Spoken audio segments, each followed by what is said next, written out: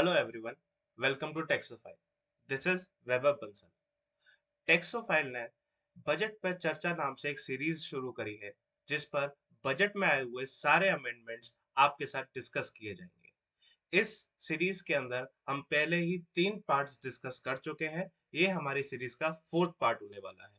बाकी के 3 पार्ट्स की वीडियो के डिस्क्रिप्शन में आपको लिंक मिल जाएगी। आप उन वीडियोस को भी ध्यान से चेक कीजिएगा और जरूर चेक कीजिएगा, अपने दोस्तों तक भी उसे पहुंचाइएगा। नाउ आज की सीरीज में आज का जो 4th पार्ट है उसमें हम क्या डिस्कस करने वाले हैं। बजट में एक अमेंडमेंट कर दी गई, कैपिटल गेन की अमेंडमेंट कर दी गई, और वो इतनी बड़ी अमेंडमेंट है जो हम सबको अफेक्ट करती है। जो कैपिटल गेन की एग्जम्पशन मिला करती थी वो अब छीन ली गई है हमसे। क्या हुआ है, क्या चेंज किया गया है, क्या लिमिटेशंस लगाई हैं, क्या कंडीशंस है, इस पूरी वीडियो में हम यही सब डिस्कस करेंगे। तो इस वीडियो के साथ एंड तक बने रहिएगा। इस वीडियो को शेयर कर दीजिएगा, हमारे चैनल को सब्सक्राइब कर दीजिएगा ऐसे ही मोर लेटेस्ट अपडेट्स पाने के लिए। तो आगे बढ़ते हैं।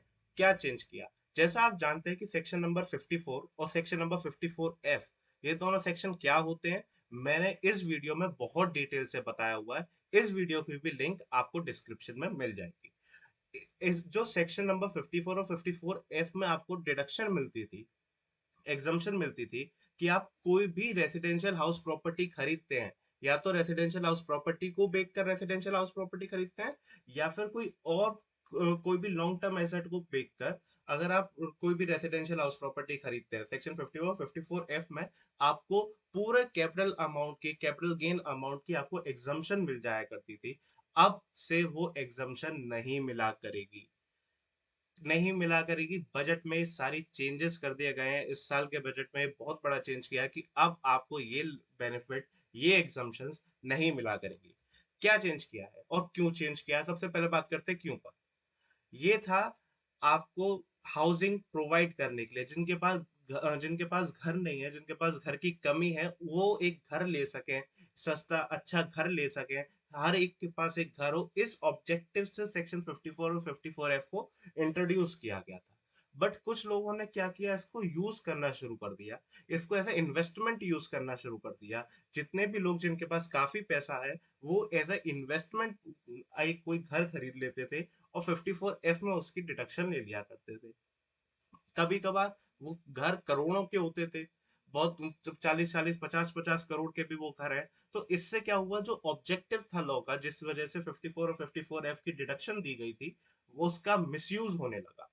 तो इस साल गवर्नमेंट ने ये डिसीजन लेते हुए कहा है कि अब वो घर पर हम एक कैप लगा रहे हैं, एक लिमिट लगा रहे हैं कि अब आप वो घर सिर्फ और सिर्फ 10 करोड़ रुपए तक का ले सकते हैं। जी हाँ, आपने सही सुना, सिर्फ और सिर्फ 10 करोड़ तक का ले सकते हैं। अगर आपने कोई पुराना घर बेच कर और या फिर कोई और लॉन्ग टर्म कैपिटल असेट बेच कर अगर आप नया घर लेते हैं और डिडक्शन लेना चाहते हैं सेक्शन नंबर 54 और 54F में, तो अब आप मैक्सिमम 10 करोड़ रुपीस तक की ही डिडक्शन ले सकते हैं। जो नया एसेट खरीदा होगा उसकी डीम्ड कॉस्ट आपकी 10 करोड़ रुपए मान ली जाएगी, चाहे आपने वो एसेट 50 करोड़ का बेचा हो, खरीदा हो, या फिर 60 करोड़ का खरीदा हो, डजेंट मैटर।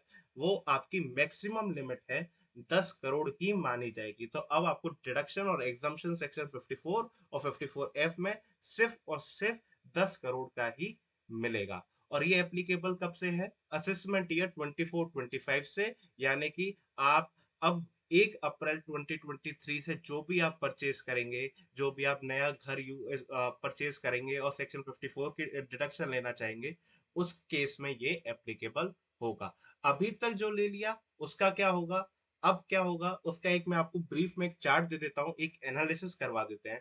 अगर आपने कोई घर और सेक्शन 54 का एनालिसिस, 54 और 54F का बेनिफिट लिया है और वो आपने घर खरीद लिया है 31 मार्च 2023 से पहले पहले, और जो पैसा था वो आपने कैपिटल गेन अकाउंट स्कीम में जमा करवा दिया था, तो आपका पैसा क्या हो जाएगा, एग्जम्प्ट हो जाएगा।